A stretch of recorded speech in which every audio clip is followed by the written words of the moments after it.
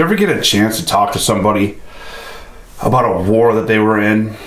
Or even better, a couple of guys, a few old timers. You get them aside and you ask them questions about what the war was like. Now, some guys aren't going to talk about it, but there are other guys that will. I've ran into, in my younger days, many men who talked openly about their experiences, both of my grandfathers included, with World War II.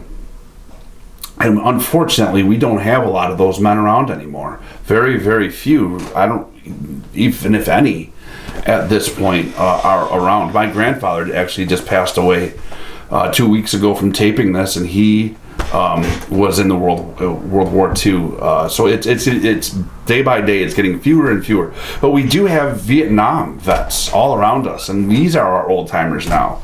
And if you ever talk to these guys, I mean, if you get a group of these guys, the emotion, the detail, they talk and they still get physically you get them going, and it's like they go right back in there and they can tell you just the specific details and things that took place, and the smells and the sights and it almost brings you there, and it's an exhilarating thing. And I urge everybody to seek out the opportunity to find some of these people and ask them about their time in the war. Now, the Vietnam War ended 45 years ago.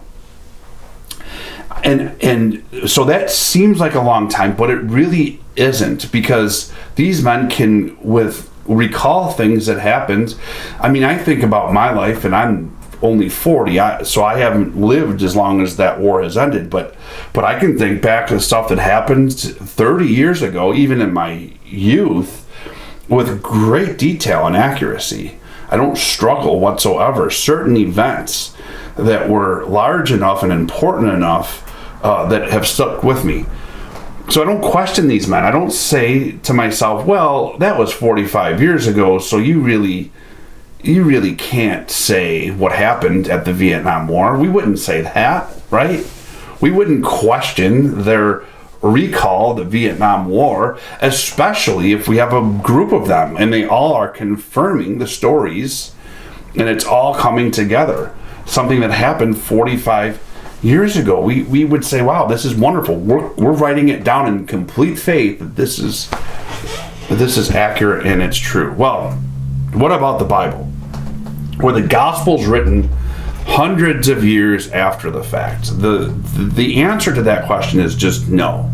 It's no. That's a pop thing to say in society. There is no academic discipline on the planet, whether it's atheist or Christian or anywhere in between, that is going to support that statement.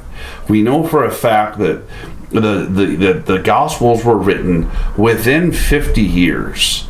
And that's being generous. I mean, it's probably much closer than that, but let's just say within 50 years, using our Vietnam buddies as the example, that's still plenty of time to recall things of a great magnitude that happened with accuracy. And again, it isn't just one, but several. Okay, so one of the reasons why we know that is obviously we can date some of these old manuscripts with accuracy, given the technology that we have, but also just little things like, we know that the temple fell in 70 AD. That's a historical fact that happened. Like, whether you believe in Jesus or don't believe in Jesus is irrelevant. The temple fell in 70 AD. That was a monumental event. It was a event of, historically speaking, I mean, it's up there with anything that's ever happened in history. And it's something that Jesus Christ prophesied would happen. He said it would happen. When he said it, it was a massive shock that he said it. In fact, it helped him in getting killed. It aided in his death and them seeking to kill him. So if it was written after 70 AD, there is no doubt that the Bible would somewhere at some point mention the fact that the temple no longer stands. But it all presumes that the temple is still erected. There's no possible way that none of them would have mentioned the falling of that temple. It's just not possible.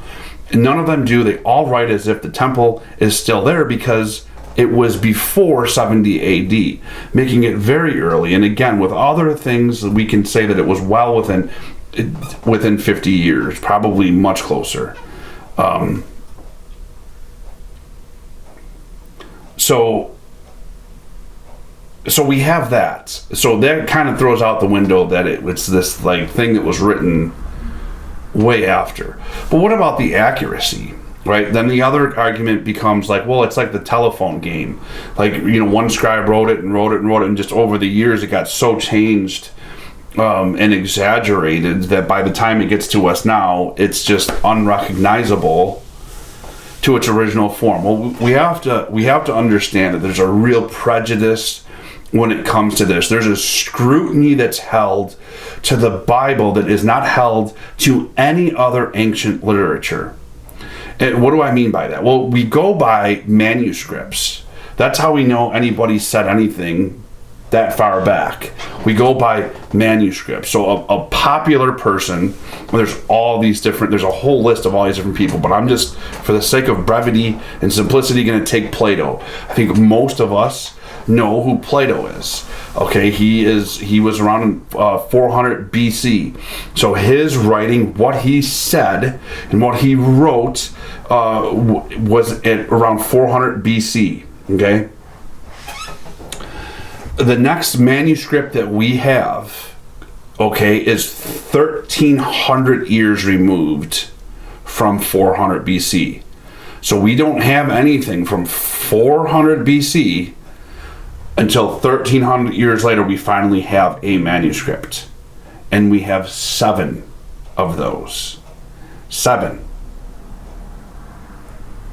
1,300 years later, we have 7 manuscripts telling us what Plato said. And yet when anybody says, well, Plato said this, nobody questions it. There is no scrutiny. There's this almost blind faith that that's what he said, because you're not seeing real clear if you're banking on things that were written 1300 years after the fact and you've only got 7. How accurate are the 7? I mean, you have 7 to compare to see the accuracy. What about the New Testament? What about manuscripts of the New Testament? Well, the New Testament, okay, we don't have them right on top, but we have them within 50 years. So the earliest we have it is 50 years. So Mark wrote the Gospel of Mark, and then 50 years later we have a manuscript. But we don't just have a manuscript, and we don't just have 7 manuscripts. We have 5,366 manuscripts.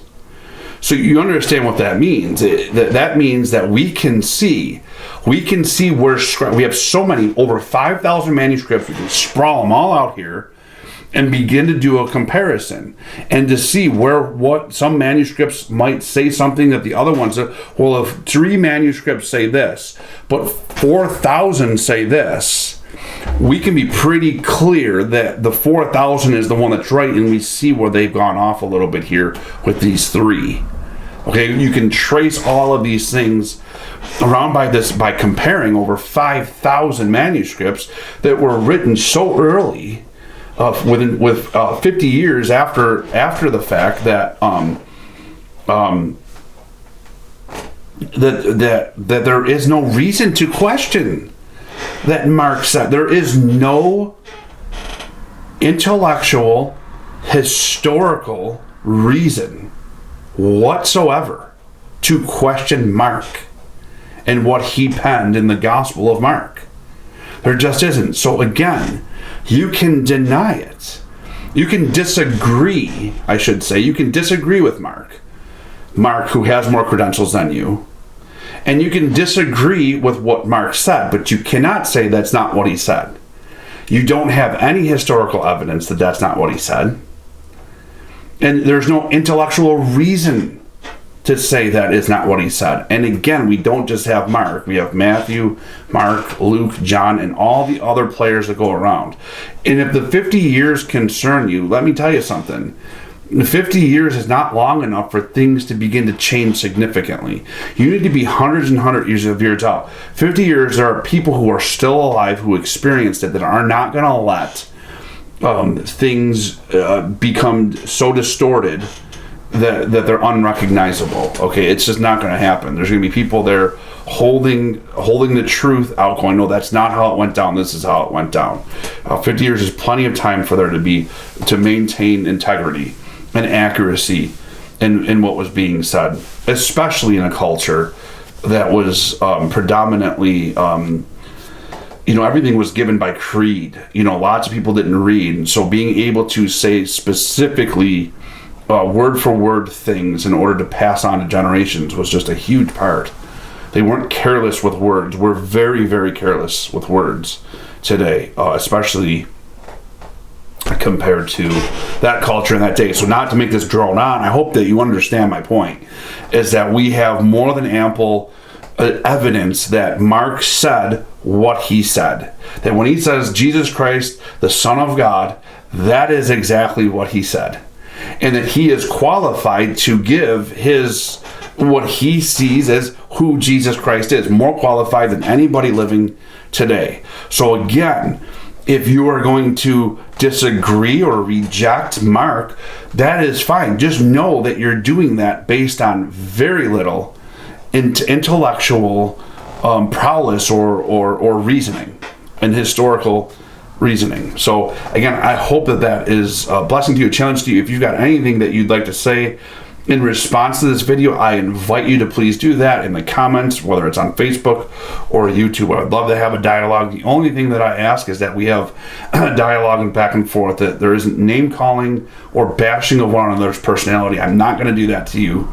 I ask that you don't do that to me, and if you don't respect that, I'm just simply not going to respond to you. So if you want to have dialogue, please come to me with thoughtful dialogue, and I'd love to be able to partake in that with you. God bless.